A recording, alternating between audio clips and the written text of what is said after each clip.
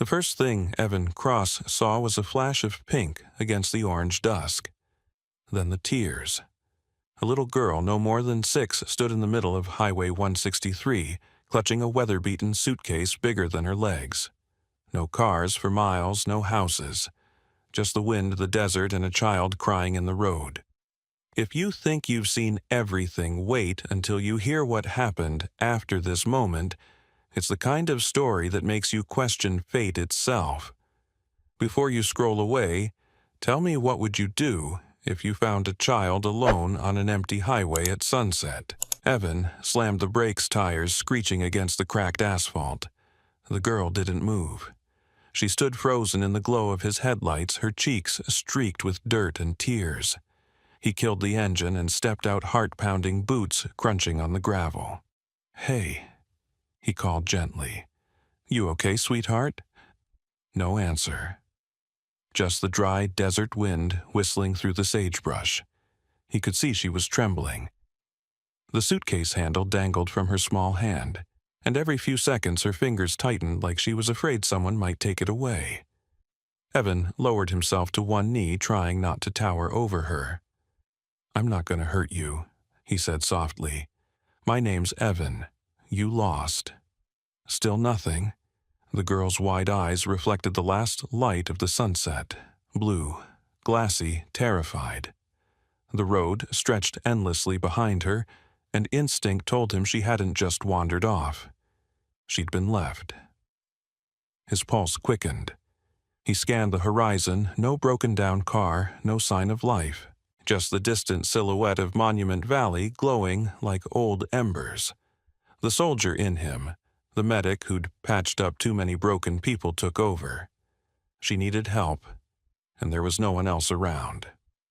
"Cold?" he asked. She gave the faintest nod.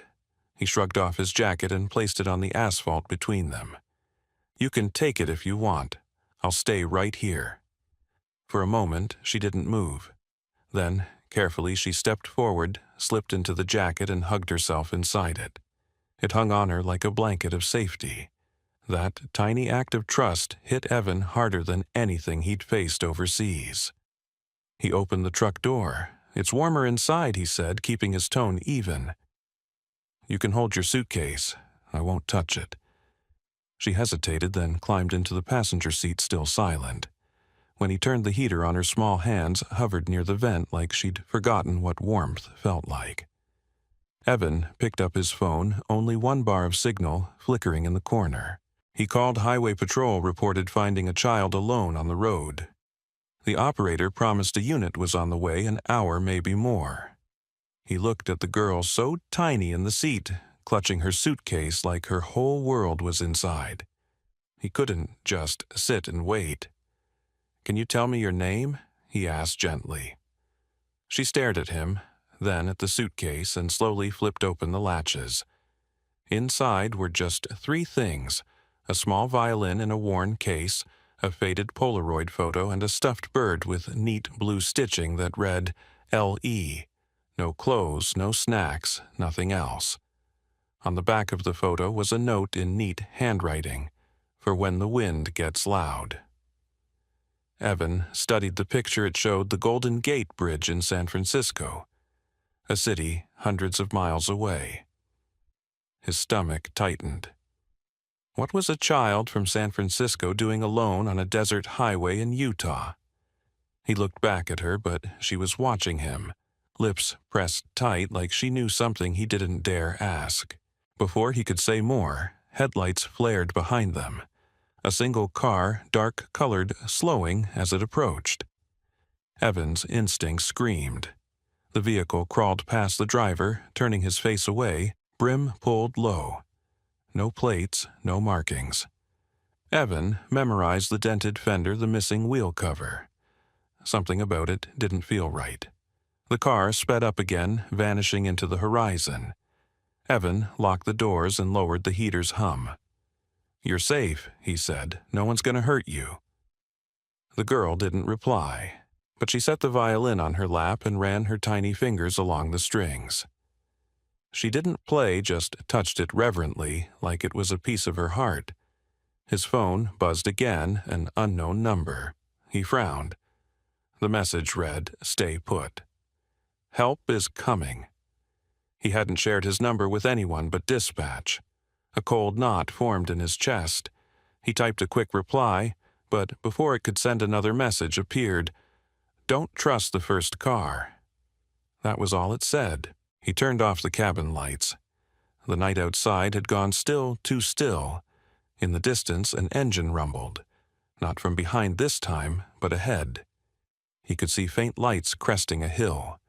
A vehicle pulled over 100 yards away, flashing amber beams. A man stepped out wearing a jacket with reflective tape and a badge-shaped patch. "Highway Patrol," he called, voice echoing. "You, the caller?" Evan didn't move. His gut churned. No red and blue strobes, no police hat. Just a patch and a flashlight beam cutting through the dark. "Badge number," Evan called back. The man chuckled. "Relax, sir. I'm here to help. Let me see the child." The girl's hand reached for Evan's sleeve, trembling. He looked into her eyes, silent, pleading, and made a decision. He turned off the headlights and whispered, "Don't make a sound." He tapped the hazard lights twice, a subtle SOS pattern, then reached for the old emergency phone he kept for combat zones, one that couldn't be traced. He texted a single contact, possible impersonator. "Send help quietly." The man outside knocked on the hood. "Sir, you don't want this to get complicated." Evan said nothing. He could hear the faint hum of another engine, farther away, lower, steadier. Maybe real backup, maybe something worse. He gripped the steering wheel, jaw clenched. The little girl, still nameless, still holding that violin like a secret, took a deep breath and whispered the first word he'd heard her say. "Run." And in that one word, Evan knew this was no ordinary rescue. It was the beginning of something much, much bigger. The wind had turned cold by the time Evan Cross reached the small mountain town of Flagstaff. He drove with one hand on the wheel, the other resting lightly on the girl's suitcase. She hadn't spoken since that one haunting word on the highway run, but she watched every passing mile like she was memorizing the world in case it disappeared again. He took a dirt road off Route 66, winding through tall pines, until a weathered cabin appeared at the edge of a clearing. His father had built it decades ago, long before Evan ever wore a uniform. It wasn't much, just timber stone and silence, but it was safe. He killed the engine and listened. The air here smelled of pine sap and rain-soaked earth, nothing like the desert. For the first time that night, he felt the weight in his chest ease. He turned to her. "We're here," he said quietly. "No one can find us for now." The girl clutched her suitcase but didn't move. He smiled, small but honest. "You can keep it with you. Everything that's yours stays yours." That seemed to matter. She followed him inside without a sound. The cabin was simple. One main room, a potbelly stove, and an old rocking chair that creaked when the wind pressed against the walls. Evan lit a fire, its crackle filling the silence that had followed them all night. The girl sat near the warmth jacket, still swallowing her frame, eyes fixed on the flames. Her face looked softer here, less ghostly, more like a child who might laugh again one day.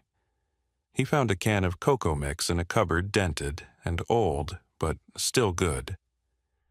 "Best thing my dad ever left me," he said as he stirred it into warm milk. The girl's nose wrinkled at the smell, but when he handed her the mug, she cupped it carefully, fingers hovering near the steam, like she was learning what comfort felt like. "You can talk whenever you're ready," he said. "No rush." She nodded, sipping slowly. When she finished, she set the cup down, pulled out a small notebook from her suitcase, and began to draw. Her pencil strokes were quick, and certain rooftops abridged the faint outline of a bird. She tore the page out and slid it toward him. Beneath the picture, she'd written one word, "Maya." Evan studied the drawing, then looked at her. "Is that your name?" She didn't answer, but glanced at the violin case beside her. He tried again. "Maya, huh? That's beautiful. This time, a flicker of something passed across her face, relief maybe. She took the notebook back and added another detail to the sketch, a tall building with glass walls, a circle logo drawn near the top. He pointed to it. You've seen that before? She nodded. Is that where you lived? Another nod. Then she set the pencil down and whispered almost inaudibly, They took my mom. Evan's hand froze halfway to his coffee mug. He leaned forward, careful not to startle her. Who did? She shook her head, tears brimming, but unshed. She pressed her small hands over her ears, as if the memory itself was too loud. Evan didn't push. Instead, he said, You're safe now, Maya, I promise. He found a spare blanket and draped it over her shoulders. You can sleep in that room, he said, pointing toward a door near the back. She hesitated, then walked inside, suitcase in one hand, violin in the other. When the door clicked shut, Evan sat by the fire and let the night close in. His training told him to call for help again, but his gut told him something was off. Whoever had sent that mysterious message back on the highway had known too much too fast. If someone was looking for this girl, it wasn't just the police. He spent the next morning checking the perimeter. No tracks, no tire marks. Only a fresh set of bird prints by the window, small and neat. When he came back inside, Maya was awake, sitting cross-legged on the floor, her violin resting on her knees. She didn't play at first. She just plucked one string, then another, listening to the echo bounce off the wooden walls. Finally, she lifted the bow and played a single note, so pure it seemed to hang in the air like sunlight. Evan stood in the doorway stunned. That one note carried weight, a story, a plea, something older than words. That's beautiful, he said softly. Maya looked up. It's my mom's song. He crouched beside her. You play like someone who's been taught by love, he said. The corners of her mouth twitched the beginning of a smile. They spent the afternoon fixing small things around the cabin. Evan taught her how to stack wood for the stove. She showed him how to fold paper cranes from the pages of an old magazine she found. Every so often, she'd hum a melody, and he'd hum along out of tune just to make her roll her eyes. As dusk fell, he gave her a small notebook. When you don't feel like talking, he said, you can draw here instead. Maybe it'll help me understand what you've been through. She nodded, flipping it open. On the first page, she drew a bird again, this time with a key in its beak. Beneath it, she wrote, Find the glass bridge. Evan frowned. Glass bridge? She pointed to the sky, then the horizon, as if somewhere far west held the answer. He remembered the photo from the suitcase, the Golden Gate Bridge. Maybe that was what she meant. Later that night, when Maya had fallen asleep on the couch, violin still tucked beside her, Evan stood by the window. The forest outside was quiet except for a faint mechanical buzz. He looked up. A drone, small blinking red, hovered between the trees before darting away. His stomach turned cold. He killed the lantern and sat in the dark, listening to the fire's last crackles. Someone had found them or was searching. He reached for his phone, typed a message to a friend in law enforcement. Need to trace a drone frequency near Flagstaff. No details, just quiet help. Then he looked back at the couch. Maya stirred in her sleep, murmuring something he couldn't quite hear. Her small hand gripped the edge of his jacket. For the first time in years, Evan realized what it meant to be responsible for someone else's tomorrow. He whispered more to himself than anyone. You're not alone anymore, kid. Outside, the wind shifted through the pines. Somewhere beyond the dark, the world was moving toward them, but for now, in that fragile pocket of warmth, there was only the steady rhythm of a child's breathing and the faint promise of morning. By dawn, Evan Cross knew they couldn't stay in Flagstaff. The drone had been more than a coincidence, and the quiet between the trees no longer felt like safety. It felt like surveillance. He packed what little they had, a few cans of food, 2 blankets, and Maya's violin case. She didn't argue when he said they had to leave. She simply nodded and tucked her stuffed bird into the pocket of his jacket like she understood the road was waiting again. They headed south toward Sedona, the red rocks blazing in morning light. Evan drove without music, watching the mirrors every few minutes. Maya sat in the passenger seat, tracing her finger over the window fog.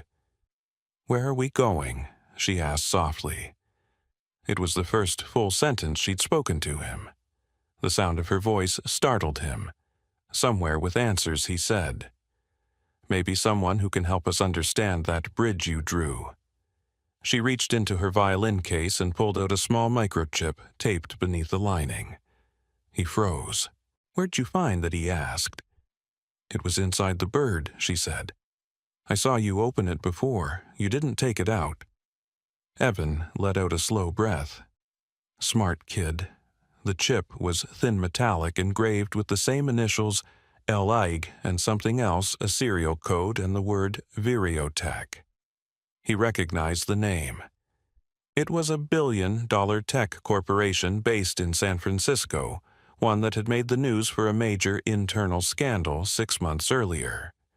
They stopped for gas at a roadside station outside Oak Creek Canyon. Evan filled the tank, scanning the lot out of habit. A white SUV sat parked by the dumpster's engine off, but windows too dark. His instincts told him it had been there longer than it should have.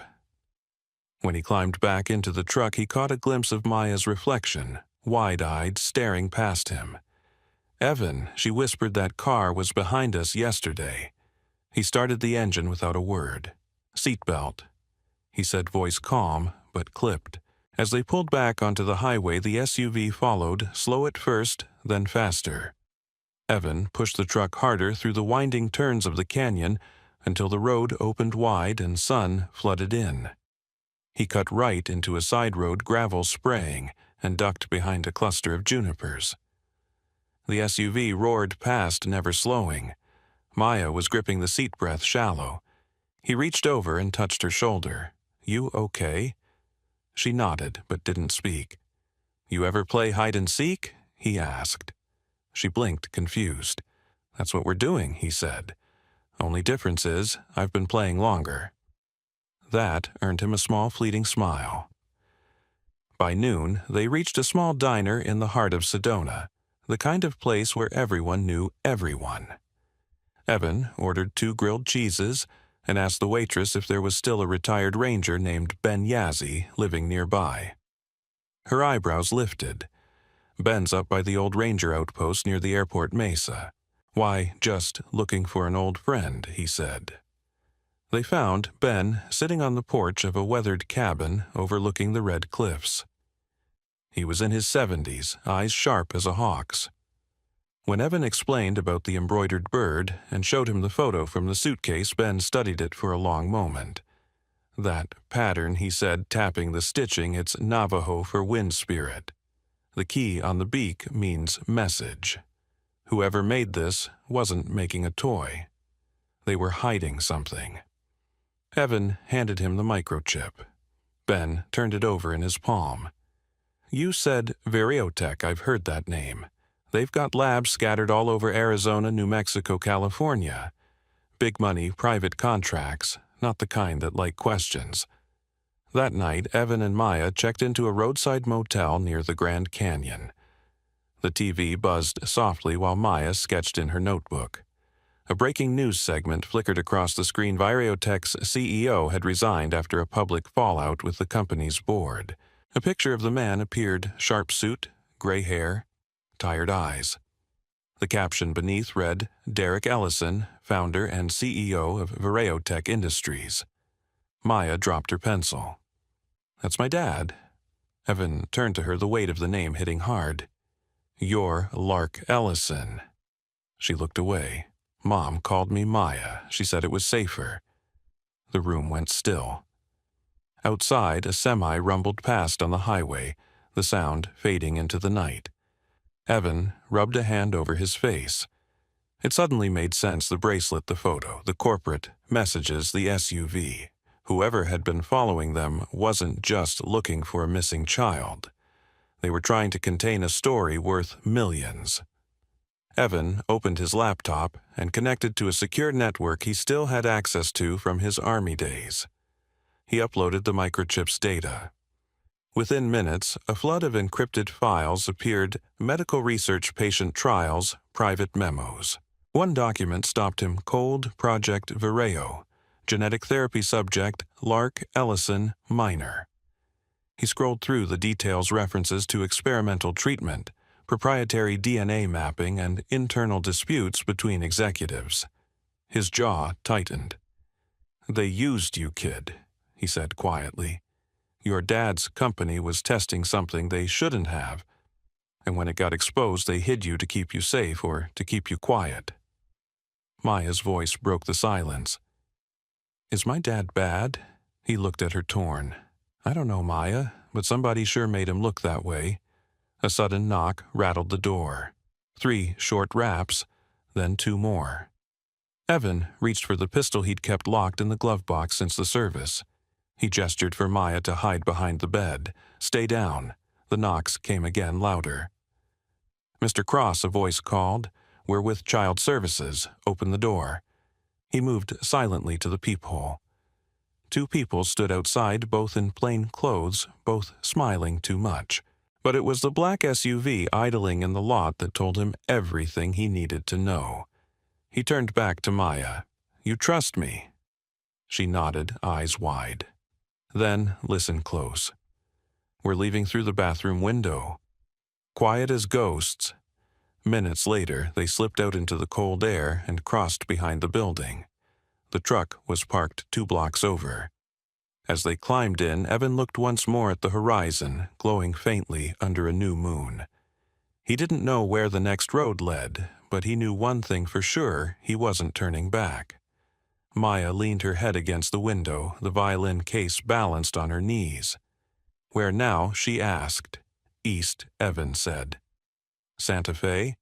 Someone there owes me a favor." The truck roared to life, tires crunching over gravel. In the rearview mirror, the motel lights faded to pinpoints. Ahead, the dark stretched wide open, and for the first time since the highway, Evan felt a strange kind of calm. The chase had begun, but so had the choice that would define them both. The morning they reached San Francisco, fog rolled in heavy from the bay, wrapping the city in gray like it was holding its breath. Evan Cross hadn't slept in nearly 30 hours. His truck rattled across the Golden Gate Bridge, the same bridge in the photo from Maya's suitcase. She was awake now, her face pressed to the window, eyes wide with something that looked like recognition and fear at once. "This is it, isn't it?" he asked quietly. She nodded. "That's where my dad works," she whispered. Her voice was small but certain. Evan followed her gaze toward the skyline, a tower of glass rising above the city, the Vireotech logo gleaming faintly through the fog. They parked near the edge of Golden Gate Park and walked the rest of the way. Maya clutched his hand, her violin case bumping against her leg.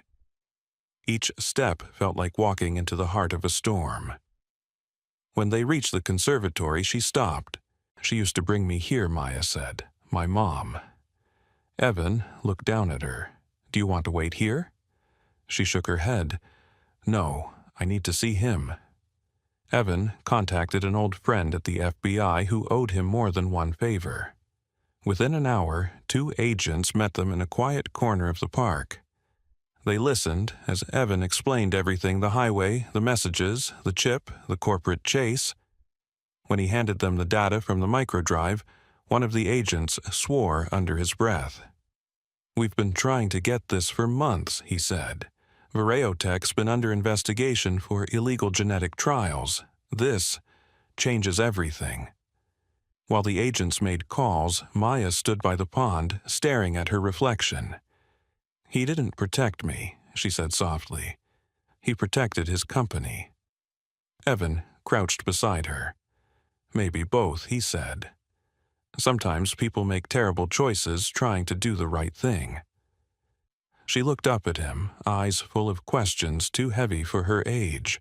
"Will they take me away?" she asked. He swallowed hard. "They might, but they'll make sure you're safe." An hour later, a black SUV approached the park, not the menacing kind this time. Two uniformed officers stepped out, followed by a tall man in a gray coat. He looked older than the photo, more worn, but unmistakably the same face, Derek Ellison. He froze when he saw Maya. For a long moment, no one spoke. Then she whispered, "Dad?" Derek crossed the distance slowly, his expression cracking open. "Lark," he said, voice breaking. She flinched at the name. "It's Maya now," she said. Tears welled in his eyes. "You look just like your mom." She looked at the ground. "They took her," she said. She tried to stop them. Evan stepped back, giving them space. Derek turned toward him. "You were the one who found her." Evan nodded. On a desert road, she was running from something she shouldn't have had to. Derek's voice trembled. "They told me she was gone. I didn't know who to trust. I started the project to save my wife. It was supposed to be therapy research, not a weapon. When I tried to stop it, they came after us." The agents approached, briefing Derek quickly. The investigation was expanding, arrests already underway, warrants issued. Derek listened, his face pale, then turned back to his daughter. "You're safe now," he said. "I swear it." She didn't answer right away. She looked at Evan instead. "You'll still come, right?" she asked. Evan hesitated, his throat tightening. "If you need me, yeah." When the agents led Derek and Maya toward the waiting car, Evan stood watching. Maya turned once before climbing in and lifted her hand, fingers spread in that small three-finger signal they'd made in the truck team rules. He lifted his hand back, 3 fingers up, then let it fall. The next few days passed in a blur of statements, interviews, and silence. Evan stayed in a small motel near the wharf. Every news channel in the country carried the story, Tech executives arrested. Whistleblower data revealed CEO Derek Ellison cooperating with federal authorities. There were pictures of Maya, too, smiling faintly beside her father. Evan muted the TV before the ache could sink deeper. One evening, as the sun fell over the bay, a knock came at his door. It was Derek, looking exhausted but grateful. They cleared everything, he said. "My wife's safe under protection. Maya's with her now. She wanted you to have this." He handed Evan a small velvet pouch. Inside was the silver bracelet, the one she'd worn the night he found her. The feather charm gleamed under the dying light, newly engraved, "Thank you for staying." Evan turned it over in his hand. Words caught in his throat. "She's strong," Derek said quietly. "Stronger because of you." After he left, Evan sat by the window, the city lights flickering like distant campfires. For the first time in years, he let himself breathe without guarding the edges of it. Somewhere across the bay, a little girl slept safely in her bed, the sound of her violin probably drifting through the walls of a home that had almost been lost. He smiled faintly, whispering into the quiet, "Goodnight, kid." Outside, fog rolled back in over the water, soft and endless. The city exhaled, and for a moment it felt like the world had finally learned to rest. 6 months later, winter gave way to a soft Colorado spring. The mountains outside Denver glowed in pale gold, and the world seemed quieter somehow. Evan Cross parked his truck outside a community center downtown, the kind with faded murals and the smell of coffee always drifting from the kitchen. Inside, a group of kids tuned their instruments for the weekend recital, their laughter spilling into the hallway. He paused, listening, feeling that familiar tug in his chest. It wasn't the sound of battle or rescue that filled his life anymore. It was the music of children rediscovering joy. He had started volunteering at the center 3 months ago, mostly helping with first aid training, but somehow ended up in the music room more often than not. The director, a kind woman named Marisol, had laughed the first time she caught him restringing a violin. "Didn't take you for the artsy-type soldier," she teased. He smiled. "I'm learning." The truth was, he couldn't hear the sound of a violin without thinking of one little girl's hands on the strings, her eyes close to her heart somewhere in the music. On this particular morning, the kids were buzzing. Today was the big spring concert. Evan helped carry folding chairs to the small auditorium, straightened music stands, then slipped backstage. There, waiting with her bow in hand and that same feather bracelet on her wrist, was Maya. She'd grown in half a year, her hair longer, her eyes brighter. When she saw him, she broke into a grin that could have melted ice. "You made it," she said. "Wouldn't miss it," he replied. Her father, Derek Ellison, stood nearby, dressed simply for once, no longer the polished CEO from the headlines. The man looked like someone who had learned how to breathe again. "She insisted you sit front row," Derek said. "Said the first note won't sound right if you're not there." Evan chuckled softly. "Guess I better not make her nervous then." When the lights dimmed and the stage filled with children holding violins and cellos, Maya took her place at the front. The first few notes wavered uncertain, then found their footing. Her bow moved like it was painting something invisible in the air. And then came her solo, clear, strong, full of life. Halfway through, she looked toward him, eyes glistening, and the melody shifted into something he recognized instantly. The song she'd played for her mother, the one she'd whispered about by the fire months ago. The room fell into that rare kind of silence where everyone breathes together. When she finished, there was no sound for a heartbeat, and then the applause came like thunder. Afterward, the crowd spilled into the hallway, buzzing with pride. Maya ran straight to him, violin still in hand. "Did you like it?" she asked.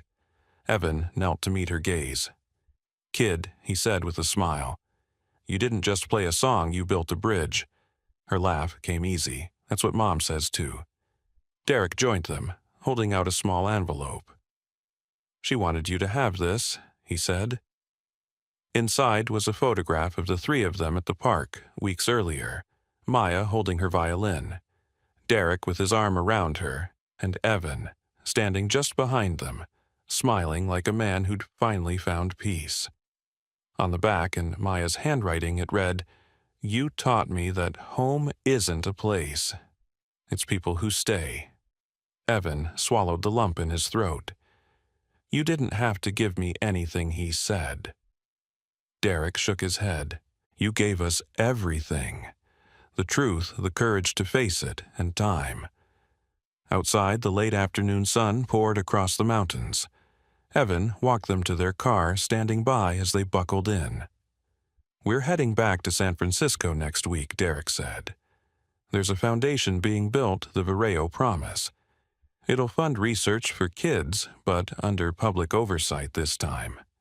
Maya's the inspiration behind it." She leaned out the window, grinning. "You're coming to visit, right?" He laughed. "If I get invited." "You don't need an invitation," she said. "You're family." He watched them drive away until the car disappeared down the street. For a long moment he stood still, the envelope clutched in his hand, the mountain air cool against his skin. That evening, back inside the quiet community center, he sat alone at the piano, plunking at the keys without purpose. Marisol peeked in, smiling. "You've got the face of a man who just remembered why he's here," she said. "Yeah," he said, half laughing. "Guess I did." He reached into his pocket and pulled out the bracelet, the same one she'd given him before she left the hospital, the one engraved with "Thank you for staying." It glinted under the fading light. He slipped it around his wrist and whispered, "Still staying, kid." The next morning, he filled out papers to officially establish the Cross Foundation for Rescue Medics, named after his late mother, who taught him that kindness isn't a duty, it's a choice. It would fund emergency responders, trauma, care for veterans, and programs for children who'd lost too much too young. Weeks later, when the Denver Post ran a feature on local heroes, the headline read, "Former soldier finds his mission beyond the battlefield." Evan didn't keep the clipping, but he kept the photograph of Maya's concert taped above his desk. Some nights, when the world outside went quiet, he could almost hear that melody again, the one that began in the middle of a desert highway with a frightened little girl and a suitcase full of secrets. He'd once believed his life was measured by the things he survived. Now he understood it was measured by the people he showed up for. And sometimes showing up again and again without promise of reward was the closest thing to grace this world ever offered. When you look back at the story of Evan Cross and little Maya Ellison, it's hard not to feel something stirred deep inside, a reminder that even in the loneliest, most unexpected moments, life has a way of bringing two broken paths together to make something whole again. What began on an empty Arizona highway, a weary soldier and a frightened child, turned into a journey that tested every boundary of courage, trust, and love. Evan, once haunted by the ghosts of war and loss, found redemption not on a battlefield, but on a road lined with silence and a child's tears. He could have kept driving that night. Many people would have. But he stopped. And that single decision to choose compassion over convenience changed everything. From that moment, his purpose shifted from surviving to saving, from isolation to connection. Maya, a child born into a world of betrayal and secrets, learned something just as profound. She discovered that not everyone who leaves stays gone, and not everyone who finds you is meant to disappear. Through Evan's steady presence, she began to heal the wounds of abandonment, to see that love can exist in many forms and that family isn't always tied by blood, it's forged by choice, by shared courage, by the quiet promise to stay. Their story wasn't easy. There were nights filled with fear, highways that led nowhere, and truths that shattered their illusions. Yet every obstacle became a step towards something greater. Evan found a new mission, helping others reclaim hope. Maya found her voice again, her music becoming the echo of a spirit that refused to be silenced. And Derek Ellison, the father who nearly lost everything, discovered that redemption doesn't come from power or money, but from the willingness to face the truth and begin again. What stays from their journey isn't just the reunion or the justice served, it's the transformation. The soldier who thought he had nothing left to give ended up saving a future. The girl who thought no one wanted her became the reason a man learned to love again.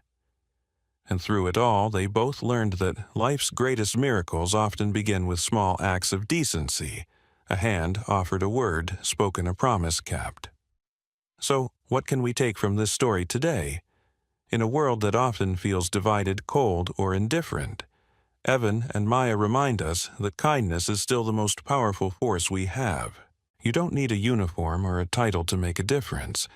You just need to pay attention to see the person crying on the side of the road, to listen when someone's silence speaks louder than words, to show up even when it's inconvenient.